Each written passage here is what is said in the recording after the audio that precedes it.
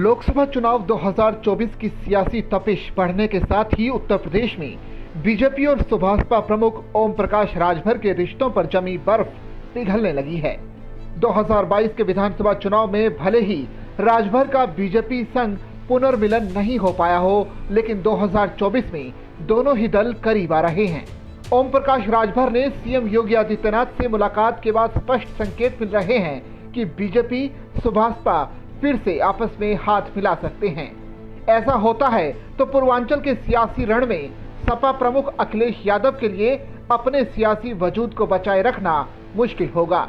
BJP 2024 के लोकसभा चुनाव के मद्देनजर यूपी में कोई कोर कसर नहीं छोड़ना चाहती।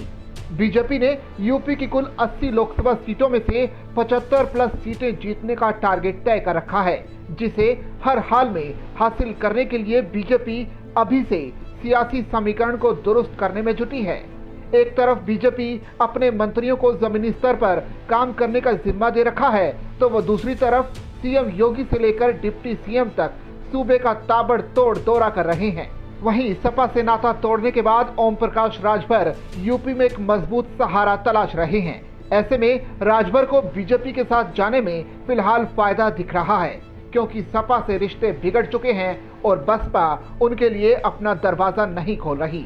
बीजेपी को भी पूर्वांचल में अपने सियासी आधार को मजबूत बनाए रखने के लिए ओम प्रकाश राजभर का साथ चाहिए। इस तरह दोनों ही दल एक दूसरे में अपना सियासी फायदा देख रहे हैं, तो सपा के लिए राजनीतिक चुनौती खड़ी हो सकती है। बता दें कि पूर्वांचल की सियासत अभी भी जाति के इर्द गिर्द सिमटी हुई है। बीजेपी 2022 के विधानसभा चुनाव में अनुप्रिया पटेल की अपना दल एस और संजय निषाद की निषाद पार्टी के साथ मिलकर सत्ता वापसी करने में भले ही कामयाब रही हो, लेकिन राजभर का विपक्षी खेमे के साथ खड़े रखने का खामियाजा उसे पूर्वांचल में कई जिलों में भुगतना पड़ा। बीजेपी कई जिलों में खाता तक नहीं खोल पाई थी। इसके अलावा पूर्वांचल में 2014 में जीती हुई कई लोकसभा सीटें बीजेपी ने 2019 में गंवा दी थी, जिसे अब दोबारा से हासिल करने की जद्दोजहद कर रही है। बीजेपी पूर्वांचल के किले को मजबूत बनाए रखने के लिए अपने सियासी समीकरण को दुरुस्त करने में जुटी है।